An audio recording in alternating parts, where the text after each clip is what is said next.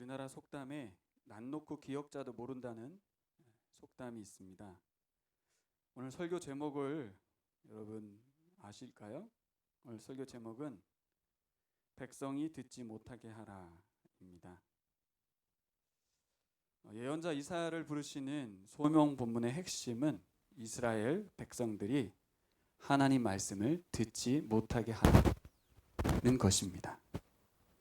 오늘 본문은 분명 백성들에게 말씀을 듣지 못하게 하라라고 말했는데 우리는 난독증에 걸린 사람들처럼 백성들이 말씀을 잘 듣게 하여라라고 읽어버리는 것입니다. 여러분, 예언자의 소명은 당연히 긍정적일 것이라고 우리가 여기지만 아니라는 것이죠. 오늘 본문은 이사야를 부르신 이유를 철저히 회개 불가능하도록 만들어라 라고 말하고 있습니다. 오늘 말씀의 결론부터 먼저 말씀드리고 시작한다면, 하나님의 부르심에 반응해서 사명을 감당하는 사람의 태도는 무엇인가? 그것은 바로 우리의 뜻을 내려놓고 하나님이 원하시는 뜻을 감당하는 사람이 바로 사명자입니다. 하나님의 사명자는 자신의 뜻을 이루는 것이 아니고 하나님의 뜻을 이루는 것입니다. 너무나 당연하죠.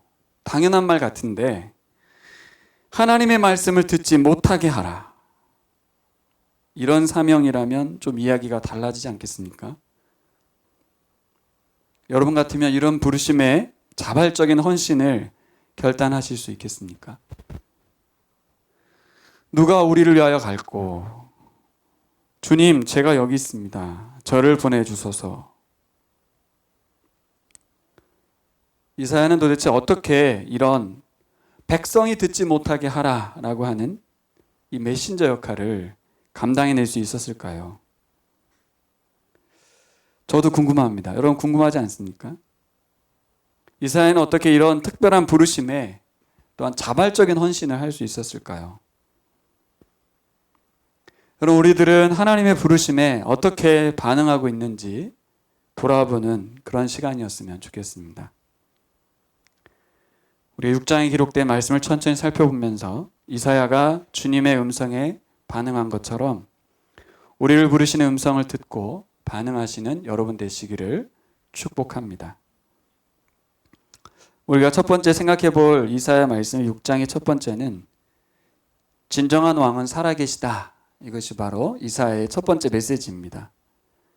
1절은 우시야 왕이 죽던 때라고 배경을 언급하고 있는데요. 우시야는요 16살의 왕이 됐습니다. 몇 살의 왕이 됐다고요? 16살. 그리고 몇 년을 통치했냐면 52년을 통치했습니다. 유다 왕 많은 왕들 중에서 보기 드물게 여호와 보시기에 정직하게 행하였다. 하나님께서 형통하게 하셨다라고 기록된 왕입니다. 그래서인지 그는 블레셋, 아라비아, 마온, 암몬 등을 공격하고 조공을 받는, 그동안 우리는 조공을 바치는 왕만 생각했는데 우시야 왕은 조공을 받는 왕으로서 이스라엘을 경제적으로 부하게 했던 그런 왕입니다. 그런데 그렇게 강성해지자 우시야 왕은 풍요와 번영에 취했습니다. 그래서 마음이 교만해졌고요. 악을 행했습니다. 그가 어떤 악을 행했냐면 성전에서 제사장만이 할 수 있는 일을 왕인데도 스스로 하나님께 분향하려고 나섰던 기록이 있습니다. 굉장히 교만하고, 우시야는 결국 이 징계를 받아서 나병이 듭니다. 그래서 죽어버립니다. 말년에 나병이 들어가지고 아들이 섭정을 했다고 그래요. 아들이 대신 통치한 거죠. 그래서 총 52년입니다. 여러분, 민족적으로 52년이라는 시간 동안 굉장히 길잖아요. 문재인 대통령 딱 5년이거든요.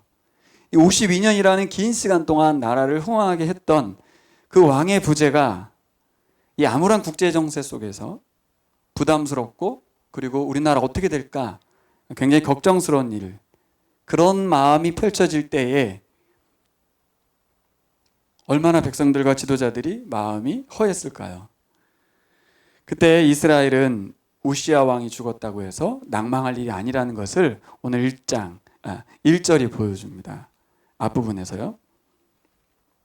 뭐예요? 하나님 이사야에게 하늘 보좌에 계신 하나님을 보여주었습니다.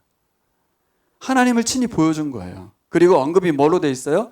왕을 배웠다 이렇게 말하죠.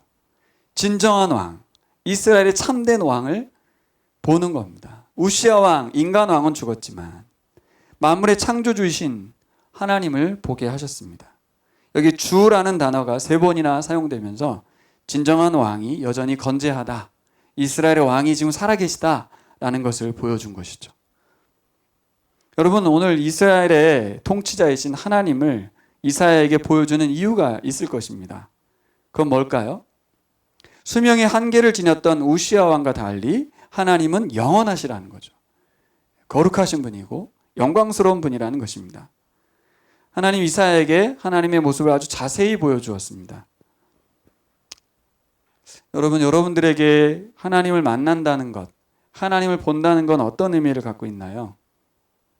하나님을 직접 목격한다, 목격했다.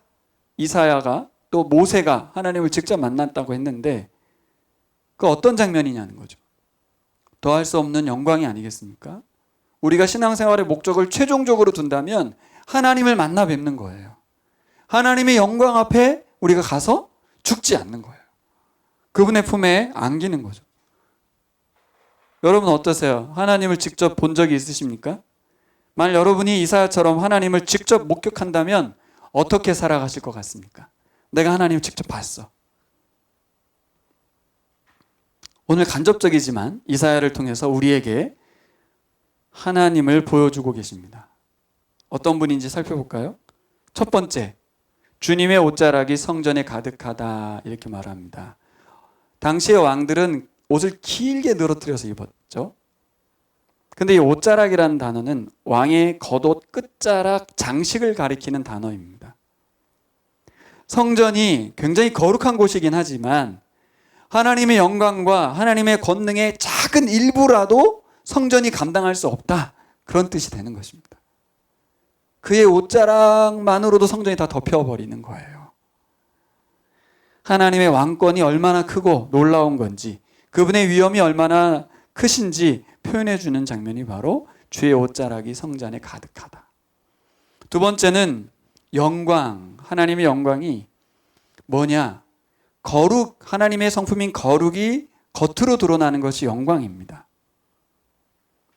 이러한 하나님의 영광에 대해서 주변의 반응을 살펴보면 천사들이 등장하죠. 스랍들이 등장하는데 스랍들 날개가 3쌍이에요. 그러니까 6개 날개가 있는 거예요. 그런데 첫 번째 날개는 가지고 어떻게 했대요? 눈을 가렸어요. 그리고 두 번째 날개를 가지고 뭐 했어요? 두 번째인지 세 번째인지 모르겠지만 하체를 가렸어요. 아마 세 번째 날개겠죠. 그리고 두 번째 날개로 나는 거예요. 하나님 가까이에서 보좌하는 천사들이었지만 그분의 거룩하심에 생명을 잃지 않으려면 쳐다도 볼 수 없고 자신의 부끄러움을 가려야 되는, 온몸을 가려야 되는 게 바로 천사들이었습니다. 하나님의 거룩하심은 천사들에게도 치명적이었어요. 이것을 보여준 거죠.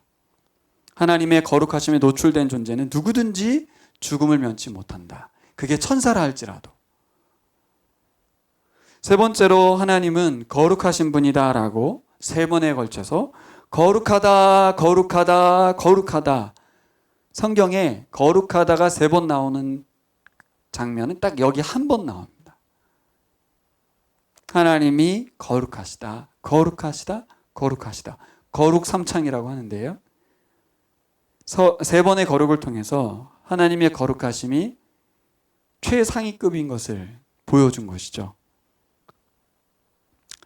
이사야서의 다른 부분들은 거룩하다가 2번밖에 나오지 않습니다. 그러니까 하나님을 직접 목도한 상황에서 천사들의 노래는 하나님의 거룩을 3번에 걸쳐서 하면서 그분의 거룩을 표현해 주고 있습니다. 그래서인지요, 여러분, 이사야가, 우리도 그렇겠지만 하나님을 직접 봤어요. 바울처럼 예수 그리스도를 직접 만났어요. 그럼 평생 그것이 자기를, 그죠? 자기 인생을 좌우하잖아요. 그래서 바울도 3번에 걸쳐서 사도행전에 기록됐잖아요. 자신이 예수님 만난 장면이. 그래서 하나님을 언급할 때 이스라엘의 거룩한 분이란 단어로 계속해서 그때 하나님이 자신을 우시아 왕 죽던 해에 자신을 만나 주셨고 자신을 보여주었던 그 거룩하신 하나님을 잊을 수가 없는 거예요. 하나님을 직접 배웠던 그 환상 때문에 이사야의 평생이 하나님의 사람으로 살아가는데 큰 역할을 한 것이죠. 여러분에게 하나님은 어떤 분이십니까?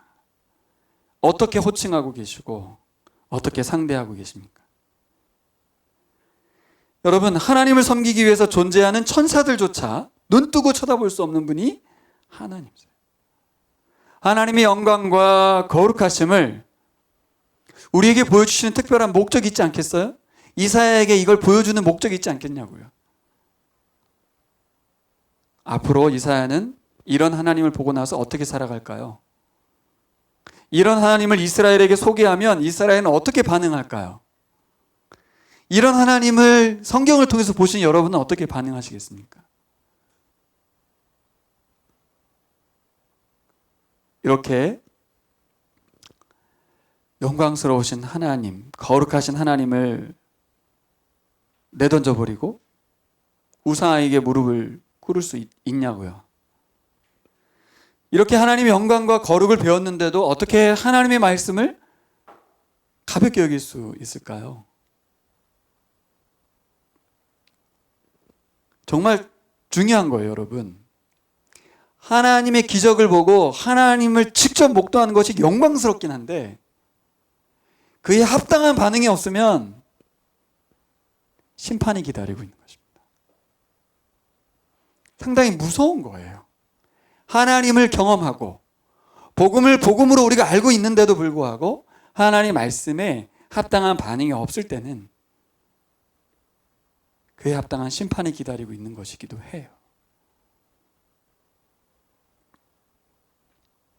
하나님 말씀께 합당히 반응해야 될 줄 믿습니다. 회개하고 돌이켜라, 그 말이죠. 하나님 앞에 예배하는 우리들이 어떤 존재들인지 다시 한번 확인해야 될 줄 믿습니다. 천사들도 그렇다면 이사야는 하나님의 음성 자체에 두렵고 떨리는 마음이 평생 이어졌을 거라고 믿습니다. 우리가 하나님을 어떤 마음으로, 어떠한 태도로, 어떠한 모습으로 섬겨야 될지 이거는 뭐 이래라 저래라 할 문제가 아닌 것 같아요. 여러분에게 하나님이 다가오는 만큼. 여러분, 이러한 하나님을 보고 알게 된다면 우리가 어떠한 삶을 살게 될까요? 일단 이사야가 어떻게 반응했는지 살펴볼까요? 이사야는 어떻게 반응했습니까? 이사야는 즉시로 자신이 죄인됨을 고백했습니다. 하나님의 거룩하심과 영광 앞에서 죽음의 공포를 호소했습니다. 특별히 자신의 입술의 부정함을 인정했습니다. 그런데 개인적인 것을 넘어서 입술이 부정한 백성들 가운데 죄가 있습니다, 이렇게 말합니다. 저는 이 장면이 굉장히 놀라웠습니다. 이사야는 하나님의 예언자로서 충실히 하나님의 사역을 감당한 사람입니다. 하지만 그의 정체성은 백성들과 함께고 한 몸입니다. 자신도 이스라엘 중 하나라는 것이죠. 입술이 부정한 백성 중 하나로서 자신도 죽음을 면치 못하겠다고 고백하는 것입니다. 자, 이렇게 고백한다는 얘기는 모든 이스라엘이 다 그 영광의 하나님, 거룩하신 하나님 앞에 다 죽음을 면치 못한다는 항복이 있어야 되는 거예요, 사실. 그러니까 이사야하고 똑같은 반응이 일어나야 되는 거예요. 이사야는 그런 사람은 아닙니다만 나도 이스라엘 백성 중에 하나이기 때문에 하나님, 저는 아니지요 하면서 자신만은 살려달라고, 저는 잘 살지 않았습니까 하나님? 자신 하나님께 범한 죄가 없고 백성들이 죄인이라고 그렇게 고발하지 않았어요. 저는 예언자 이사야의 모습을 보면서 저를 참 부끄럽게 좀 만들었습니다. 철저히 하나님의 예언자이고 동시에 철저히 이스라엘과 한 몸으로 살았구나. 이게 바로 예언자구나. 그런 생각을 하게 됐습니다. 여러분, 우리 모두가 크신 하나님, 영광과 거룩하신 하나님을 뵌 줄 믿습니다.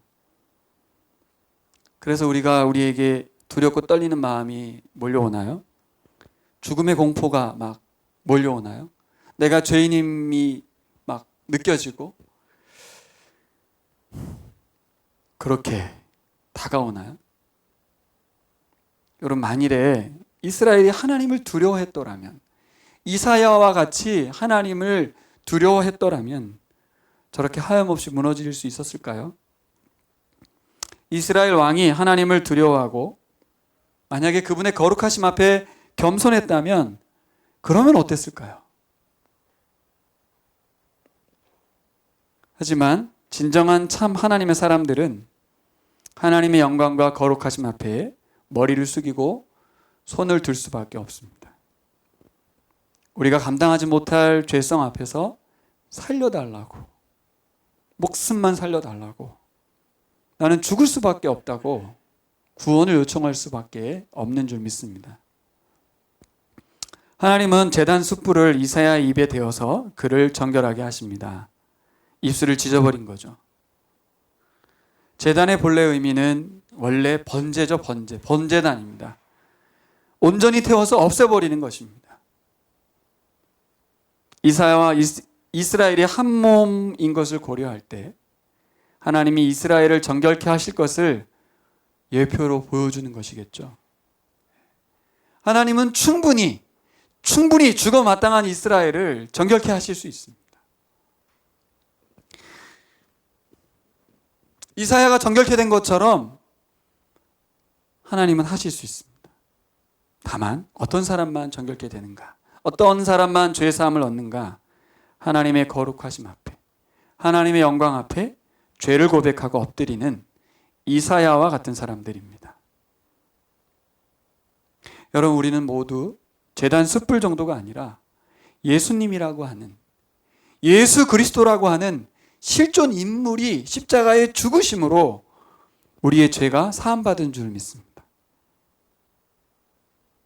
입술에 부정을 제하는 정도가 아니라 온전히 죽음값으로, 생명값으로 우리를 살려주신 줄 믿습니다. 하나님의 거룩하심은 아들 예수님을 십자가형에 처형하심으로써 공의를 세워주신 줄 믿습니다. 이것은 우리 모두를 하나님의 거룩하심에 초대하는 것인 줄 믿습니다. 오늘 말씀은 성부, 성자, 성령님이 하늘에서 회의하시는 장면을 그리고 있습니다. 어전이라고 하죠. 임금님 앞에 벌어진 어전 회의가 벌어졌습니다. 과연 이 사명을 누가 감당할까? 이사야는 하나님의 어전 회의의 음성을 듣습니다. 내가 누구를 보낼까? 누가 우리를 위하여 대신 갈까? 하나님이 가고 싶다는 거예요, 지금. 하나님이 직접 내려가서 하고 싶다는 거예요. 근데 누가 있을까? 우리가 친히 가는 게 아니라 이 땅에서 누가 우리를 대신하여 갈까? 근데 이사야가 어떻게 해요? 제가 여기 있습니다. 저를 보내주십시오. 손 들고 즉각 응답했습니다. 어떤 모습일까요? 하나님의 은혜를 입은 한 사람의 합당한 태도입니다. 하나님의 은혜를 입은 사람이라면, 그분의 영광과 거룩하심 앞에 죄 용서함을 받은 사람들이라면 당연한 합당한 태도인 줄 믿습니다. 주님, 제가 여기 있습니다. 제가 가겠습니다. 우리가 하나님께 은혜에 갚을 길은 딱 하나밖에 없습니다. 그분의 복음을, 그분의 말씀을 전달하는 것입니다. 그분이 사람이 필요하다고 말할 때 손들고 제가 가겠습니다 라고 말하는 것입니다.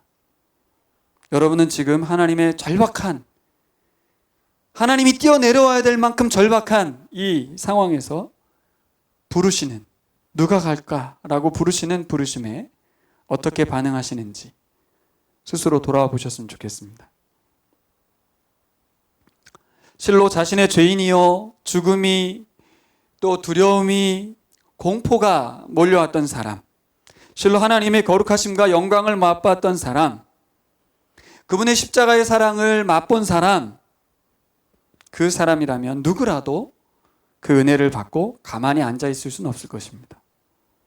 주님이 필요하시다면 Here I am, 제가 여기 있습니다 라고 손을 들 것입니다. 근데 여러분, 주목해 볼 것은 이사야는 아직 자신이 무엇을 해야 할지 듣지 않았습니다. 자신이 뭘 할 수 있는지도 잘 모릅니다. 다만 주님이 쓰시고자 한다면, 주님께서 사용할 의지가 있으시다면 저를 사용하여 주십시오 라고 말한 것입니다. 주님, 제가 배워서라도 하겠습니다. 주님, 제가 밤을 지새워서라도 감당하겠습니다. 주님 원하시면 땅끝이라도 가겠습니다. 이것이 정말 당연한 반응일 것 같은데 하나님의 은혜를 입은 모두가 그렇게 하진 않는다는 거예요. 이스라엘 백성 전부가 그렇게 하지 않았어요. 이사야만. 여러분, 메시지를 볼까요? 9절과 10절입니다. 같이 읽겠습니다. 그러자 주님께서 말씀하셨다. 너는 가서 이 백성에게 너희가 듣기는 들어라. 듣기는 늘 들어라. 그러나 깨닫지는 못한다. 너희가 보기는 늘 보아라. 그러나 알지는 못한다 하고 일러라. 너는 이 백성의 마음을 둔하게 하여라. 그 귀가 막히고 그 눈이 감기게 하여라. 그리하여 그들이 볼 수 없고 들을 수 없고 또 마음으로 깨달을 수 없게 하여라. 그들이 보고 듣고 깨달았다가는 내게로 돌이켜서 고침을 받게 될까 걱정이다. 여러분, 이사야에게 주어진 사명은 백성이 듣지 못하게 하라입니다. 듣지 못하게 해라. 눈이 감기게 해라. 마음을 둔하게 해라. 깨닫지 못하게 하고 돌이키지 못하게 해라. 헐. 읽는 순간, 듣는 순간, 이게 무슨 말씀이죠? 이사야는 전혀 예상할 수 없는 말씀을 받았습니다. 전혀 예상할 수 없는 사명을 받았어요. 이사야는 돌이키지 못하게 하는 사명을 부여받았습니다. 여러분, 우리가 죄인인 거 인정할 수 있어요. 수치로 입술을 정결하게 해주신 거 너무 감사해요. 하지만 백성들이 회개하지 못하도록 막으라니요? 어떻게 이것이 사명이 될 수 있을까요? 여러분, 내가 목숨 걸고 내 평생 목숨 바쳐서 감당해야 될 사명이 열매도 없고 변화도 없고 그저 심판만, 하나님의 멸망만을 말해야 됩니다. 실패하는 사명을 감당하라는 거예요.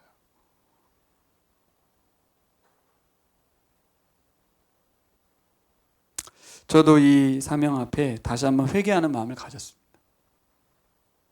모두가 우리 나무아래 교회가 부흥하고 성장하고 번창하길 바라지만 어떻게 보면 이 말씀의 이사야 사명을 제가 감당해야 한다면 우리는 폭삭 망하는 것이, 그렇게 외치는 것이 저의 사명일 수도 있습니다. 모두가 바라는 뜻이 아니고 하나님이 바라는 뜻을 이루라는 것이죠. 이사야는 토를 달지 않았습니다. 주님, 언제까지 그렇게 해야 합니까? 답답하죠. 언제까지 제가 이 사역을, 그 말도 안 되는 사역을 해야 합니까? 주님, 언제까지 이런 하나님 심판이 이어집니까? 이 땅이 완전히 청소될 때까지, 텅 빌 때까지, 나라가 망해서 완전히 포로로 잡혀가서 여기 아무도 남지 않을 때까지, 그때까지 계속해야 된다. 10분의 1이 남았다. 북이스라엘 망하고 남유다는 10분의 1 남은 거예요. 10분의 1 남았어도 이 10분의 1도 이제 다 하나님을 배반하고 하나님 말씀 듣지 않고 심판받을 거라. 다만 나무가 베이면 그 베인 데서 새싹이 돋아오르는 구루터기가 남듯이 아주 극소수만, 그 극소수만 남아서 하나님의 말씀을 이어갈 것이라고 말하고 있습니다. 이사야가 해야 될 일은 하나님의 심판을 가감없이 선포하는 것입니다. 듣고 싶어 하는 말, 들리는 말이 아니라 들어도 전혀 들리지 않는 말, 듣고 싶어 하지 않는 말을 전하라고 하셨습니다. 그러면 그들은 귀를 닫아버릴 거라는 것이죠. 눈을 감을 거라는 것이고 마음을 닫을 거라는 것입니다. 아우, 듣기 싫어. 이사야는 이 하나님 명령에 충실해야만 합니다. 그들의 심판과 형벌이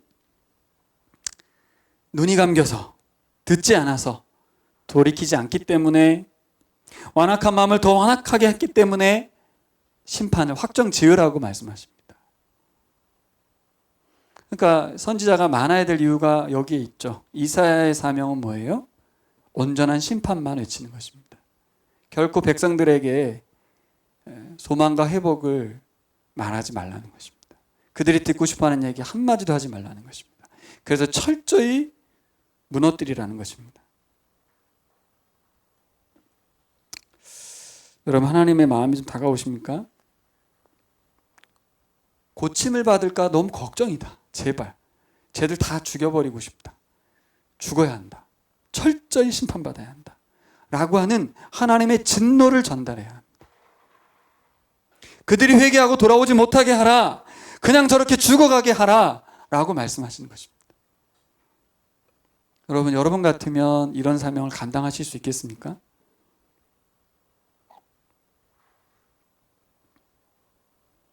그러니까 예언서는 설교하고 싶지 않은 본문이고 설교해도 들리지도 않는 본문이에요.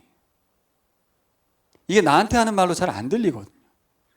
아, 그 나쁜 놈들, 그 무지몽매한 인간들, 그 반역자들, 북이스라엘과 남유다 백성들이 들어야 할 이야기지 우리가 들어야 할 얘기는 아닌 것 같은 그런 느낌을 주는 본문이죠. 여러분, 우리가 교회에서 맡은 사역을 감당하든지, 그냥 이건 사역으로 다가오죠.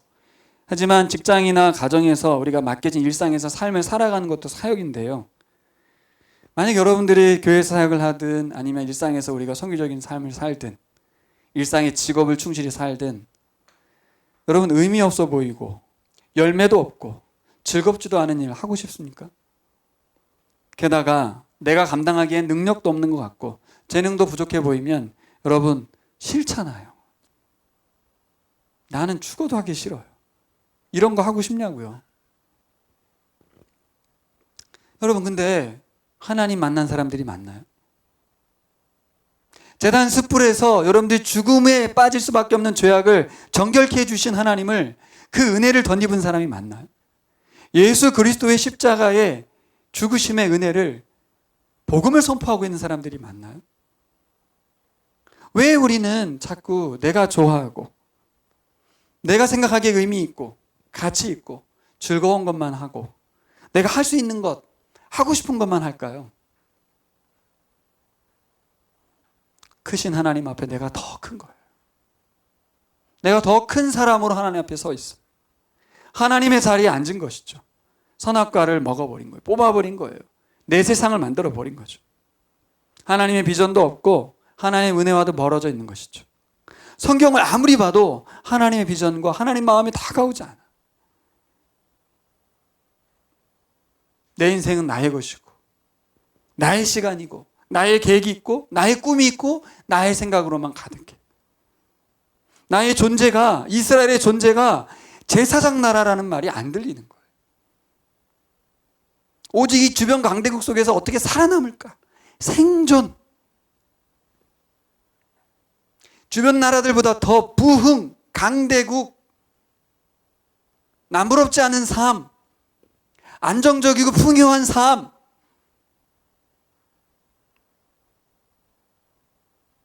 하나님은 근데 우리 보고 실패하는 사명을 감당하라고, 누가 이 사명 감당할 건지 회의 중에 계십니다.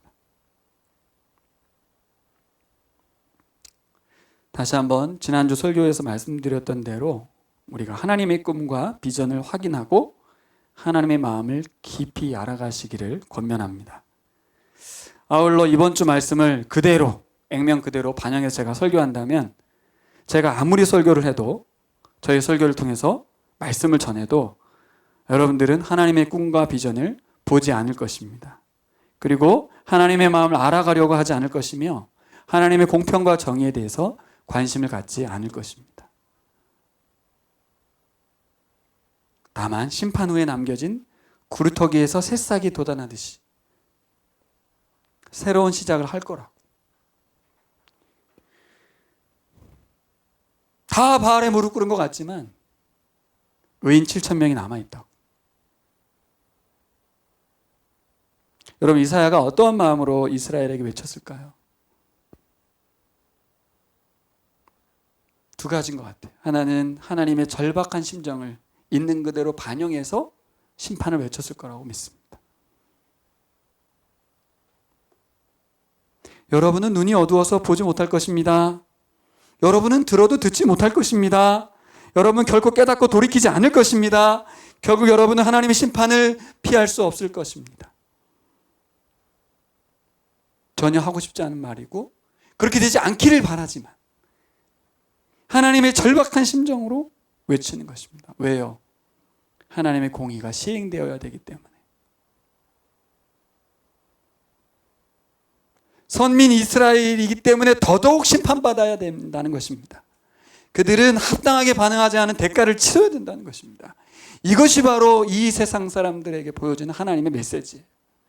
교회가 교회의 사명을 제대로 감당하지 않을 때 교회가 먼저 매맞아야 되고 무너져야 되고 비난받아야 되고 욕먹어야 되는 이 시대의 이 상황이 똑같은 거라고 좀 봐요.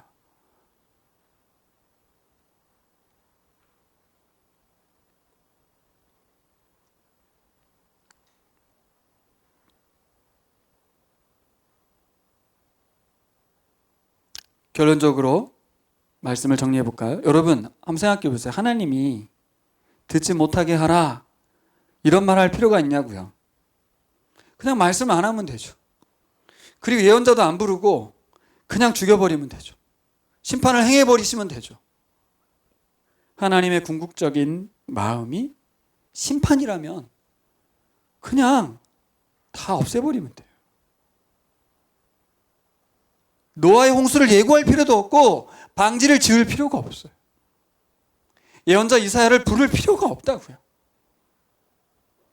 그러니까 반대죠, 반대. 하나님의 궁극적인 소망은, 비전은 이스라엘의 회복입니다. 구원이고 하나님 원래 목적의 비전의 성취입니다. 그런데 이것을 위해서 필수적인 게 하나 있어요. 그게 뭐예요? 애매한 회개하지 말라는 거죠. 적당한 신앙 아니라는 것이죠. 하나님을 하나님으로 인정하지 않는 사람들에 대해서 심판하시는 것입니다. 말씀을 듣지 않고 말씀을 가벼이 여기는 사람들의 책임을 묻는 것입니다. 하나님의 경고를 들었지만 돌이키지 않는 사람들은 책임을 져야 합니다. 거기에 은혜를 더 많이 받은 만큼 책임이 가중될 수 있습니다. 그러니까 은혜 받은 왕들, 가장 큰 책임자죠. 은혜 받은 장로들, 고관들, 그 사람들 마찬가지입니다. 그렇다고 해서 평범한 백성들은 책임이 가볍지 않은가? 하나님 이스라엘 백성을 뭐라고 그랬어요? 한 사람 한 사람 다 거룩한 백성이라고 그랬거든요. 이는 거룩하신 하나님과 한 몸이라는 뜻입니다. 그러니까 이 배신자인 거죠. 아담하고 똑같은 거예요. 그는 책임을 져야 합니다. 인류 최대의 나쁜 사람이 되었던 아담처럼 이스라엘 백성 한 사람 한 사람 모두가 다 하나님의 심판의 대상자가 되는 것입니다. 여러분, 거룩하신 하나님을 알고 그분의 영광을 아는 사람이라면, 예수님의 십자가의 은혜와 부활의 영광을 경험한 사람이라면 우리는 모두가 이사야와 같이 음성을 듣게 됩니다. 누가 우리를 위해 갈까? 많은 순간 들려오는 소리 아닙니까? 정말 많은 순간 우리에게 마음을 주시는데 못 본 채 하고 못 들은 채 하고 가던 길 가고 하던 일 합니다. 왜? 우리가 바라는 게 아니기 때문에. 내가 하고 싶은 일이 아니거든. 내가 걷고 싶지 않은 길이고. 여러분, 우리는 우리가 바라는 바를 내려놓고 하나님의 뜻을 순종하는 사람으로 살아가야 될 줄 믿습니다. 창세기 6장에 나오는 한 사람이 있습니다. 그에게 성경은 이렇게 써 있습니다. 노아는 하나님의 은혜를 입었더라. 이 단어만 묵상하면 너무 좋습니다. 우리 진변이는 하나님의 은혜를 입었더라. 너무 좋은 말씀이에요. 우리 수아는 하나님의 은혜를 입었더라. 그런데 그가 해야 될 사명은 뭐예요? 맑은 날에 비 온다고 산꼭대기에다가 배를 짓는 것입니다. 이것만이 유일한 구원의 길이라고 사람들을 향하여 외치라고 말하는 것입니다. 평생 손가락질 받아야 하고 맨날 욕먹어야 되고 그의 사명은 전혀 은혜롭지 않습니다. 그의 인생 자체가 은혜롭지 않습니다. 자기도 죽고 말지 자기 혼자 살아남아서 자기 가족만 살아남아서 인류 모두가 죽어가는 장면을 목도해야 되는 것이 어떻게 은혜가 되겠습니까? 여러분, 은혜를 바꾸세요. 내가 생각한 은혜를 바꾸시라고. 어떤 은혜를 받고 싶으시냐고. 그동안 우리의 은혜는 내게 참 좋은 것이 은혜라고 생각했습니다. 하지만 은혜란 내게 좋은 것이 아니라 하나님께 좋은 것이 은혜입니다. 이사야 예언은 잘 생각해 보시면 당대에는 민족의 반역자입니다. 정말 듣기 싫은 이야기 하는 거예요. 지금 어떤 목사님 나타나셔서 대한민국은 망한다.